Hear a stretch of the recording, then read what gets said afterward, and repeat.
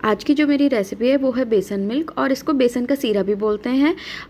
Basically ये पंजाब की traditional dish है। चलिए देखते हैं तो इसके लिए मुझे क्या क्या चाहिए। हमें उसमें है बेसन, देसी घी, कुछ मेवा अपनी पसंद के, हल्दी, इलायची पाउडर, ये मेवा को मैंने रफली चॉप कर लिया है, दूध और शुगर की जगह हम जैगरी पाउडर या हनी भी यूज़ कर सकते हैं, और हल्दी की जगह हम लोग केसर भी यूज़ कर सकते हैं।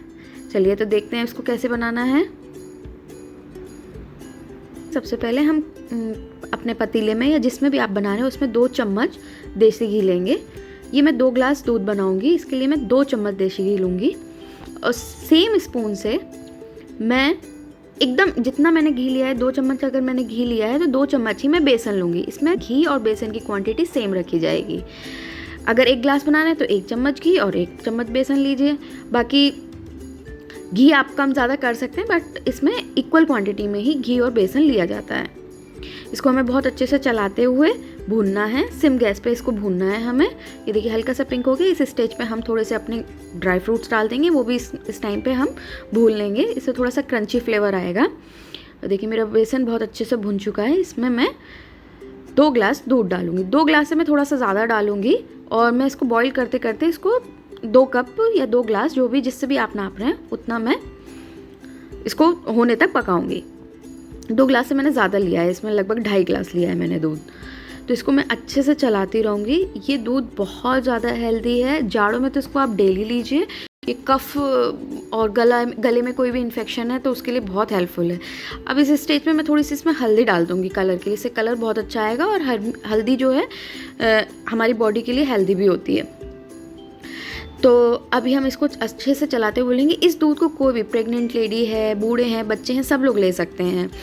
और इस दूध को ऐसे इसको लगातार चलाते रहना है, कहीं इसमें बेसन ना बैठ जाए, इसलिए हमें इसको चलाते रहना है। देखिए मेरा दूध का कलर बहुत अच्छा आने लगा है, दूध मेरा थोड़ा थोड़ा अब गाढ़ा भी होने लगा है। देखिए बॉयल आ गया।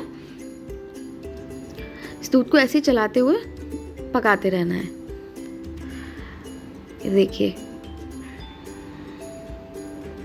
अब गैस को हम थोड़ा सा एकदम सिम करके थोड़ी देर इसको पकने देंगे, जब तक इसकी क्वांटिटी 2 ग्लास ना रह जाए।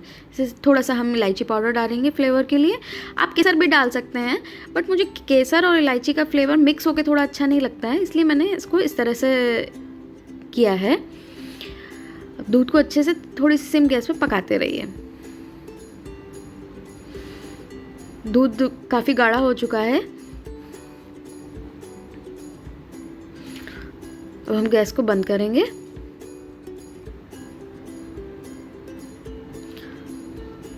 मैं शुगर डालना भूल गई थी, अब मैं दोबारा से गैस पर रख के इसमें शुगर डालूंगी। मैं एकदम रेडी है। अब इसको हम निकाल लेते हैं। ये देखिए दूध कितना अच्छा कलर आया है। इसको आप थोड़ी देर रख दीजिए तो इसका कलर और भी ज़्यादा अच्छा हो जाता है।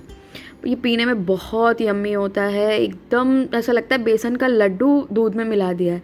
इसको मैंने अपने मनपसंद मेवा से आप गार्निश कर सकते हैं, मैंने इसको पिस्ता से गार्निश किया है। ये देखिए कितना टेस्टी है, ये बहुत ही ज़्यादा यम्मी होता है पीने में। आप ज़रूर में तो डेली ही इस दूध को लीजिए, लेकिन अगर आपको कभी भी सर्दी, खांसी, जुकाम किसी भी सीज़न में होता है तो ये रेसिपी ज़रूर ट्राई कीजिए, इससे बहुत आराम मिलता है।